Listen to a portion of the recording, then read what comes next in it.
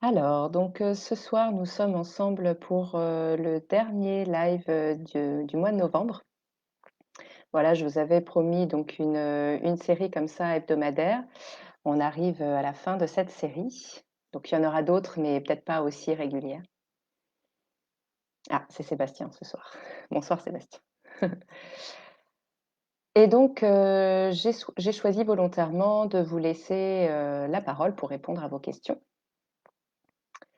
Je rappelle en fait que ces lives sont là pour, vous apporter des connaissances, sur votre peau, sur, des rituels de soins, savoir un petit peu mieux comment s'occuper de sa peau puisque, je j'ai une expérience d'esthéticienne et de formatrice beauté. C'est avec beaucoup de plaisir que je vous transmets, mes connaissances, sur ce sujet-là. Aujourd'hui, je vous avais laissé, libre de me poser toutes vos questions et vous pourrez bien sûr le faire pendant le live.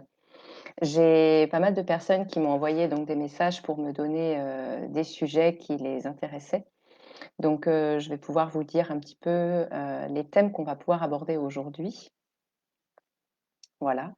Par exemple, j'ai eu des sujets alors on m'a demandé de faire un rapide, rappel sur la routine, quotidienne et hebdomadaire concernant gommage masque, donc ça je vais en reparler brièvement et puis ensuite on parlera, traitement anti-taches, on parlera points noirs, boutons, notamment les fameux boutons que nous avons les femmes pendant la période, enfin pendant nos règles. On parlera aussi de la peau des adolescents. Je sais que j'ai eu des questions à ce sujet. À partir de quel âge, et comment traiter la peau, d'un adolescent? J'ai eu aussi des questions sur la péremption des crèmes, des produits cosmétiques. Voilà, pas mal de sujets pour ce soir et puis comme je vous disais, si vous avez des questions supplémentaires, n'hésitez pas. Après j'essaierai de ne pas vous retenir non plus trop longtemps. C'est pour ça que j'apprécie qu'on me pose les questions avant, comme ça je peux gérer mon timing. Voilà. Alors bonjour aux personnes qui nous ont rejoints, je vois qu'on est un petit peu plus nombreux, je vais pouvoir commencer. Alors, je commence donc par ce rappel concernant gommage masque. On m'a reposé la question, à quel rythme, et cetera.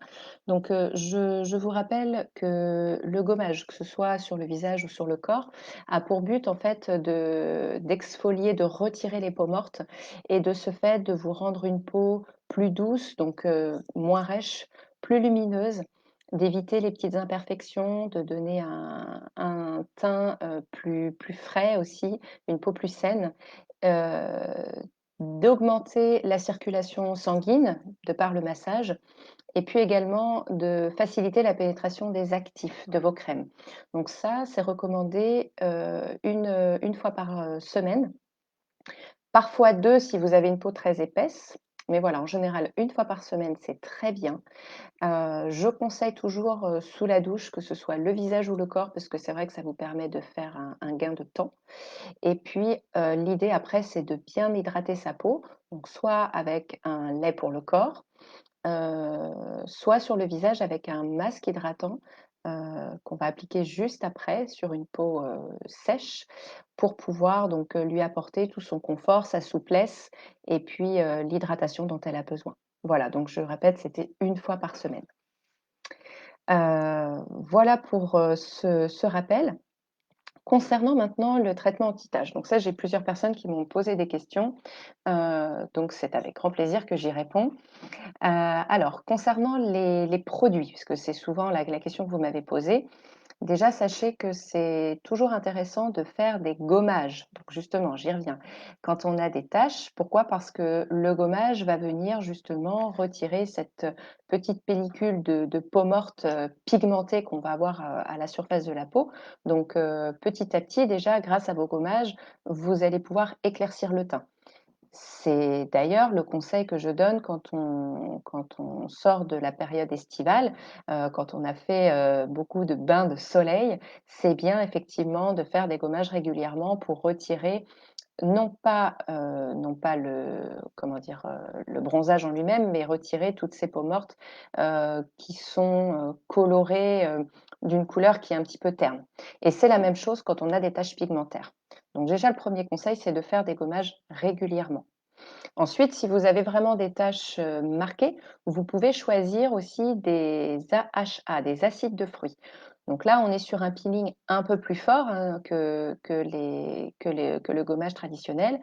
Mais de par son effet kératolytique, c'est-à-dire qu'il vient, hem, comment on peut dire, dissoudre un petit peu les cellules cornées, les cellules qui sont les plus superficielles, eh bien vous allez avoir une action exfoliante encore plus importante et donc plus d'action sur vos taches. Donc voilà, donc gommage, acide de fruits vraiment, si vous avez des taches très marquées.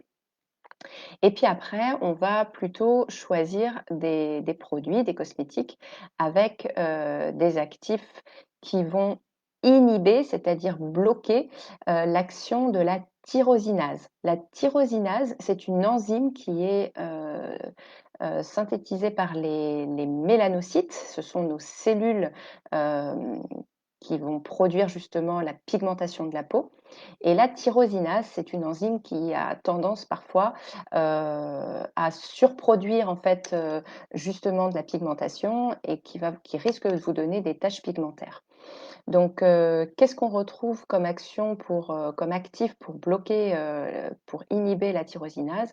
Vous avez notamment l'acide ascorbique qu'on connaît, sous le nom plus simple de la vitamine C. Donc, la vitamine C est, vraiment réputée pour, éclaircir les taches puisqu'elle bloque l'action de la tyrosinase et puis après vous avez aussi des actifs, naturels. Par exemple, chez, Ipsiflore, la marque que je représente, une marque, biologique et naturelle, vous avez, la crème donc, la crème éclat active qui a un trio d'actifs, éclaircissants. Donc par exemple, vous avez donc, la racine de guimauve, la racine de réglisse et puis du son de riz qui ont des vertus justement éclaircissantes. Donc vous allez voir petit à petit vos taches s'éclaircir et pour disparaître de plus en plus. Voilà et en plus, ça joue aussi sur l'éclat du teint et vous avez une peau beaucoup plus lumineuse. Donc ce type d'actifs, vous pouvez les utiliser aussi bien sur le visage que sur le décolleté ou les mains, d'accord? Toutes les zones qui vont être tachées. Alors des conseils en plus de ces cosmétiques, les conseils, c'est déjà de tout ce qui est traitement anti-taches, de le faire plutôt l'hiver. Parce que, par exemple, la vitamine C, elle a tendance à être photosensibilisante. C'est-à-dire qu'elle tolère mal, en fait, le soleil et elle va avoir une action à l'inverse, pigmentante quand elle se retrouve face au soleil. Donc, privilégiez tous les traitements anti-taches l'hiver. Pareil, si vraiment vous voulez avoir une action beaucoup plus profonde et que vous allez par exemple chez un dermatologue pour faire ou un médecin esthétique pour faire des peelings plus forts, là c'est pareil, il vous dira toujours de faire ça dans la période hivernale. Donc ça, c'est mon premier conseil. Le deuxième, c'est, quand vous avez des taches, que ce soit sur les mains ou sur le visage, privilégiez toujours, des crèmes avec des filtres UV. Et l'été, c'est vrai que c'est bien d'avoir, carrément un écran total puisque c'est quand même les UV qui sont le plus responsables de l'hyperpigmentation. D'accord? Donc, protégez bien votre peau des UV, ça vous évitera d'avoir de nouvelles taches. Je voulais également vous parler, comme j'ai parlé de la vitamine C, de tout ce qui est actif photosensibilisant. Vous avez par exemple, les agrumes dans tout ce qui est naturel, les agrumes et puis vous avez aussi l'alcool. Eh bien, comme la vitamine C, ce sont des principes actifs qui vont, au contact des UV, créer des taches brunes sur la peau, très disgracieuses et après qui sont difficiles à retirer. Donc, bon, bah, les agrumes, à vous de regarder un peu la composition de vos crèmes et concernant l'alcool, eh bien, j'entends par là le parfum, mais aussi le gel hydroalcoolique. Alors, pour parler d'abord du parfum, c'est vrai que normalement le parfum n'est pas fait pour être posé directement sur la peau. Logiquement, un parfum se vaporise sur les vêtements. Déjà, ça évite qu'il ne vire dans la journée parce qu'on a tous un pH, alors même si on a le pH est quasiment le même, mais il y a des pH un peu plus basiques, un peu plus acides et votre pH va faire tourner votre parfum. Donc privilégiez toujours de le vaporiser sur vos vêtements parce qu'en plus, ça vous évitera justement d'avoir des taches sur le décolleté si vous êtes parfumé et que vous êtes exposé après au soleil. Ensuite, vous avez l'alcool dans le gel hydroalcoolique. Alors moi, j'ai fait, la malheureuse expérience cet été, j'y ai pas pensé alors que pourtant c'est mon métier. J'y ai pas pensé, donc j'ai mis forcément mon gel hydroalcoolique, comme tout le monde et en fait, j'ai des taches qui sont apparues, des taches pigmentaires qui sont apparues. Donc là, je vais commencer un traitement. Je pourrais vous en parler dans quelques mois parce que faut quand même être patient avec ces traitements-là. Et donc, le conseil, encore une fois, que je vous donne, puisqu'on ne peut pas se permettre de ne pas désinfecter les mains à cette période, donc c'est simplement d'avoir dans votre sac votre gel hydroalcoolique, mais aussi un écran total pour éviter voilà, que la peau ne tache. Bon, là, normalement, l'hiver, il y a moins de risques, hein, mais dès que vous êtes dans la période printanière ou estivale, là, ce sera très important. Voilà, donc je pense avoir fait le tour sur, les bons gestes pour les tâches. Si vous avez d'autres questions, surtout, n'hésitez pas. Bonjour Émilie. Alors, je continue avec la deuxième question, c'était sur les points noirs. Donc, les points noirs, alors c'est tout simple, hein, parce que des fois on m'a demandé, mais c'est quoi en fait un point noir? Tout simplement, un point noir, c'est un pore de la peau qui va se remplir de sébum, de toxines, de déchets. Et quand il arrive, quand ce mélange en fait arrive à la surface de la peau, ça s'oxyde avec au contact de l'oxygène de l'air et ça se colore en faisant une petite couleur brunâtre. Donc, en soi, c'est pas, grave, hein, d'avoir des points noirs. Par contre, je vous l'accorde, c'est assez disgracieux. Donc, les méthodes alors il y en a pas 36 000, hein. L'idée, c'est déjà de bien exfolier sa peau encore régulièrement, hein. Le gommage, je vais vous en parler, assez souvent, mais c'est quand même assez magique. Donc de gommer sa peau une fois par semaine, déjà, pour éviter, enfin, pour retirer déjà cette petite, couche de salissure. Et puis ensuite, vous pouvez les retirer. Alors, soit vous avez, c'est vrai, la vapeur qui permet de dilater un peu les pores, donc c'est plus facile de les retirer, mais la vapeur tout seul ne va pas retirer le point noir. En fait, elle va dilater les pores et après, c'est à vous de l'extraire. Moi, honnêtement, ce que je recommande, c'est vraiment l'extraction manuelle. C'est-à-dire, je prends deux petits mouchoirs et puis tout simplement, avec mes doigts, je vais presser délicatement ma peau pour faire sortir. D'accord? Après, je sais qu'il existe des patchs. Donc les patchs, ça fonctionne, c'est juste un petit peu douloureux, donc faut pas être trop douillet et puis la peau peut être un peu rouge après, donc ne pas sortir juste après avoir fait une extraction avec les patchs. Et il y a également donc alors c'est pas très joli, mais les aspirateurs à points noirs, en fait, c'est un système donc d'aspiration, comme son nom l'indique, de ventouse. Alors ça fonctionne également. Par contre, moi je recommande, vraiment de le faire par un professionnel, d'éviter de le faire vous-même parce que si vous réglez si c'est trop fort, si l'aspiration est trop forte, vous risquez en fait déjà de faire des marques, mais aussi de venir, dilater les petits vaisseaux et franchement, des petits vaisseaux dilatés sur les ailes du nez, c'est pas très joli. Donc vraiment essayer d'éviter de vous acheter ce genre de choses. Par contre, si votre esthéticienne vous le conseille, enfin veut vous le faire, pourquoi pas? Parce que c'est une professionnelle, elle saura régler l'aspiration. Voilà et donc une fois que vous avez retiré les points noirs, ce qui va être important, ça va être de resserrer le port derrière, d'accord? Donc pour ça, vous avez des masques, purifiants, des masques astringents à base d'argile, par exemple, argile verte, argile blanche, qui font très, très bien le job. D'accord? Donc, vous appliquez le masque sur la zone où vous avez retiré les points noirs. Vous attendez que ça sèche 5-10 minutes, hein, c'est suffisant. C'est pas la peine de laisser trop longtemps parce qu'après, ça va absorber l'eau de votre peau. Donc, vous allez avoir la peau déshydratée après. Et puis, bah, vous le retirez à l'eau claire et là, votre peau est propre et saine. Voilà. Donc ça, c'était pour le sujet des points noirs. S'il y a des questions, n'hésitez pas. Ah oui, j'avais des conseils, excusez-moi, j'avais pas complètement fini. Des conseils sur des choses à éviter pour, bah, tout simplement que les points noirs reviennent moins souvent. Ce qui, favorise, l'apparition des points noirs, c'est, le tabac, tous les produits avec, du silicone à l'intérieur. Du silicone, vous le savez quand il y a du silicone, quand vous voyez que la crème, elle glisse sur votre peau. En fait, on a l'impression que ça pénètre pas. Et d'ailleurs, ça ne pénètre pas. Ça glisse sur la peau. Alors, c'est très très doux hein, dans la texture, ça c'est vrai. En revanche, les silicones obstruent les pores, empêchent la peau de respirer, et ça a vraiment tendance à créer des points noirs. Vous avez aussi certains fonds de teint très épais ou très chimiques avec donc des ingrédients qui, encore une fois, obstruent les pores et donc ça aussi, ça crée des points noirs. Et puis après, c'est les gestes, c'est-à-dire si vous vous démaquillez pas le soir, si vous zappez le démaquillage, vous pouvez être sûr que les impuretés vont rentrer dans la peau et vous risquez d'avoir un teint terne. Tout comme si vous prenez une crème trop riche pour votre type de peau. Donc ça, vraiment, n'hésitez pas, je vous le dis à chaque fois, mais c'est mon métier. Donc si vous voulez des conseils sur les bons produits pour vous, envoyez-moi un message privé et je vous répondrai avec grand plaisir. On peut même faire un diagnostic. Voilà. Alors, l'argile blanche et l'argile verte, en fait, l'argile verte est beaucoup plus asséchante. L'argile blanche, elle est plus douce.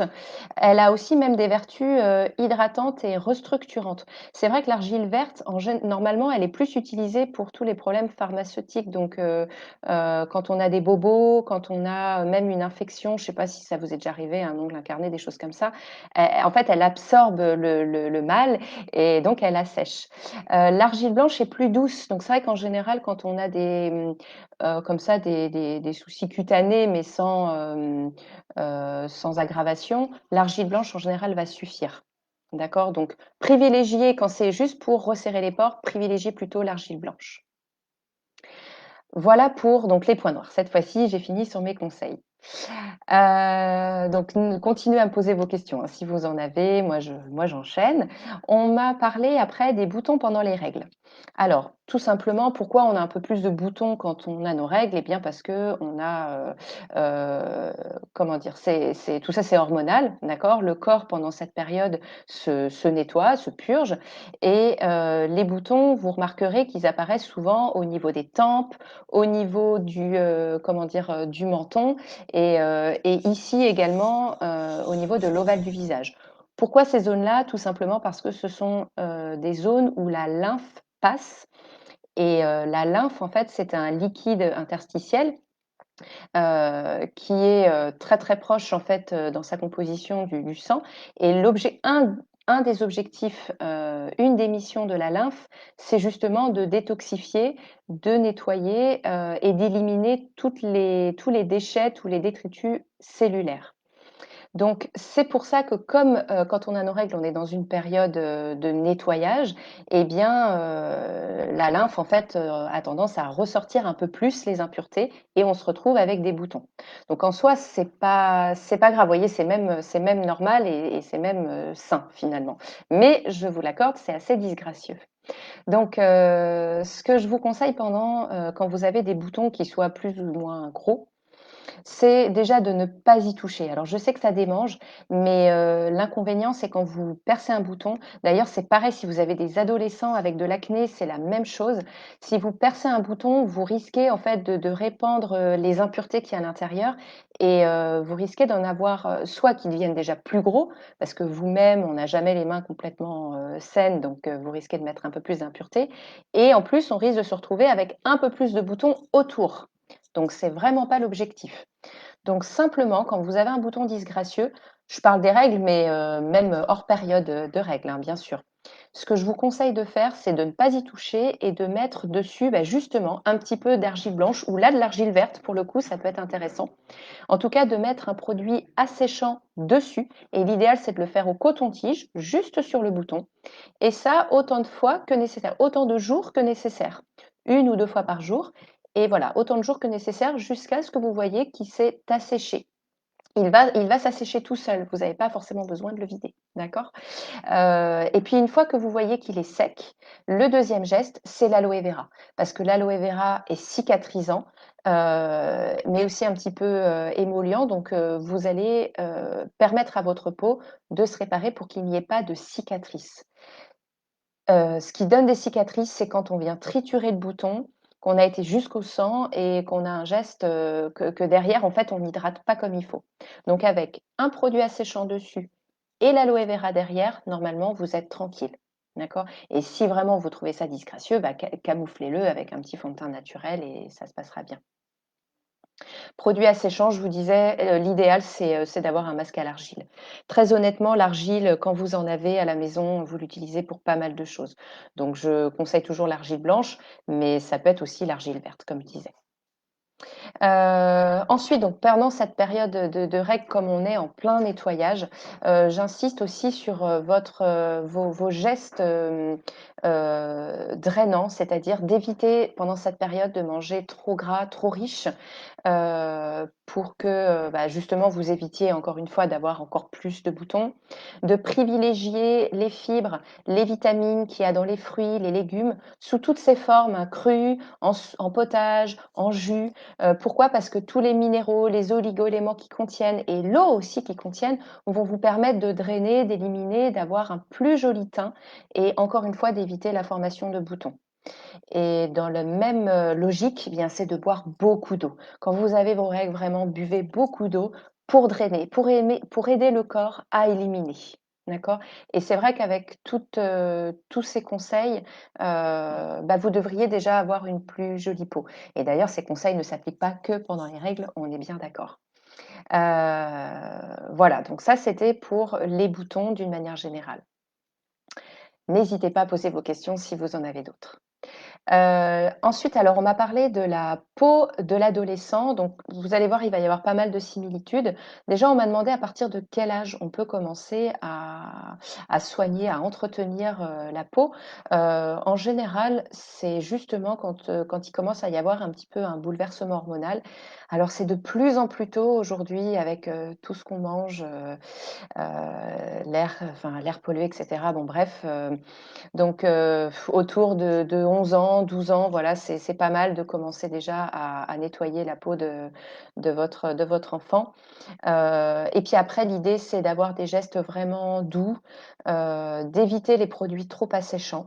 Donc ce qu'il peut commencer à faire, c'est de se nettoyer la peau, le matin et le soir avec un gel moussant doux pour la peau.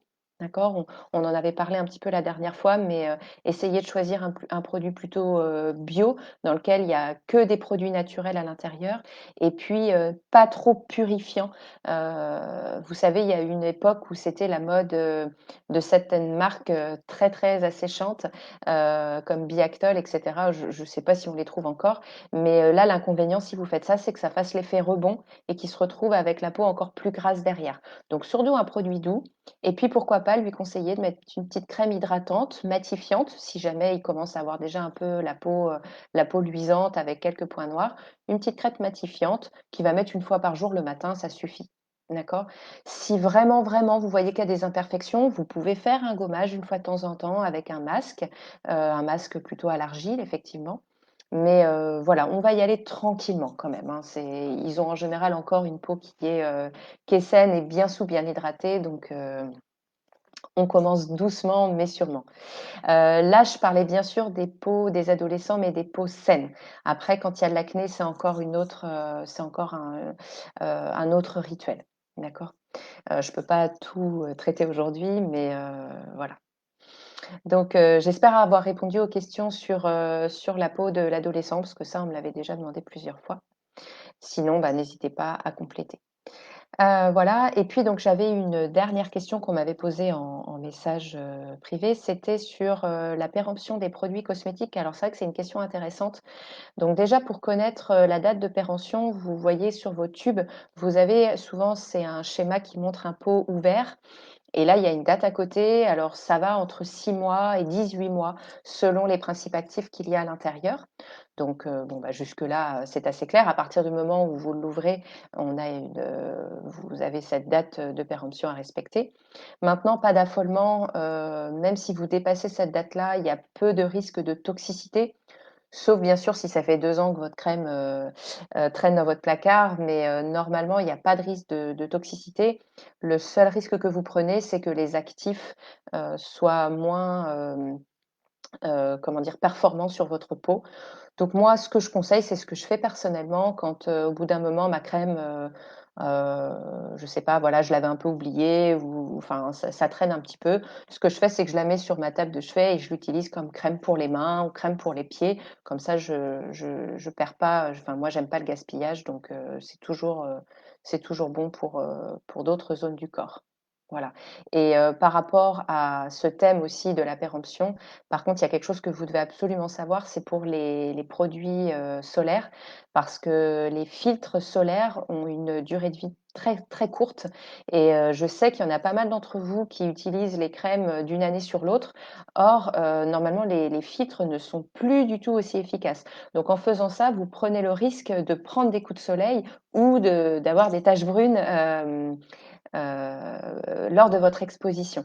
Donc, bah, là aussi, j'ai 2 conseils, hein. Soit vous prenez des plus petites contenances, oui, pour être sûr d'avoir fini le pot, ou alors si vous en reste, bah, pareil, hein, vous le terminez en crème hydratante pour le corps, et puis l'année d'après, bah, vous rachetez un produit, au moins vous êtes sûr d'être bien protégé.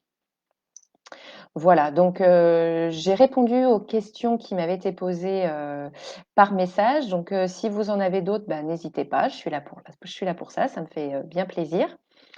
Alors les crèmes pour les mains, pour les pieds non, crème ou soins pour les pieds. Alors là, pour les pieds, c'est bien de prendre une crème très nourrissante. Du beurre de karité, du jojoba, des choses, heu, qui vont vraiment réparer puisqu'on a la peau qui est beaucoup plus épaisse, au niveau du talon, au niveau de la voûte, enfin des petits coussinets. Donc moi je conseille une crème épaisse et pour pas glisser, eh bien, privilégier, l'application le soir. Voilà, vous vous massez, en plus, ça fait vraiment du bien. Alors, soit vous le faites vous-même, soit vous vous faites faire. Mais en tout cas, massez-vous la peau avec votre crème et l'idéal, si vous supportez de dormir avec des chaussettes, c'est d'appliquer, vos chaussettes parce que la chaussette va faire un effet un petit peu occlusif. Donc la crème ça va dilater un peu les pores et la crème va bien pénétrer dans la peau et on a des pieds de bébé, enfin une peau de oui, une peau de bébé après, sur les pieds. Voilà, donc ça c'est pour les pieds.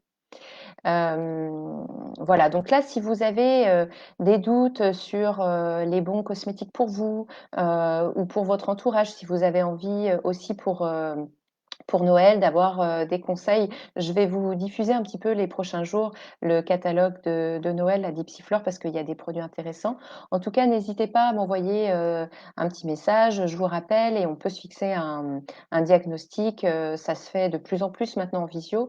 Avec les bonnes questions, j'arrive à identifier votre type de peau et vos besoins et voilà, vraiment n'hésitez pas, c'est avec grand plaisir et puis, moi, en fait, donc là, je vais arrêter pour le moment les rendez-vous hebdomadaires. En revanche, je compte faire donc le prochain événement, en fait, ce sera une présentation justement de la marque Ipsiflore parce que je vous en parle de temps en temps, mais je vous ai pas encore présenté les produits. Donc, je vous préviendrai suffisamment à l'avance cette fois-ci et puis ce sera sur inscription. Donc, voilà, n'hésitez pas à en parler autour de vous. C'est avec grand plaisir que voilà, que je ferai découvrir cette belle marque à un maximum de personnes. Et puis, bah, écoutez, s'il n'y a plus de questions, je vous souhaite une belle soirée, prenez soin de vous et puis, à très bientôt avec grand plaisir. Ciao!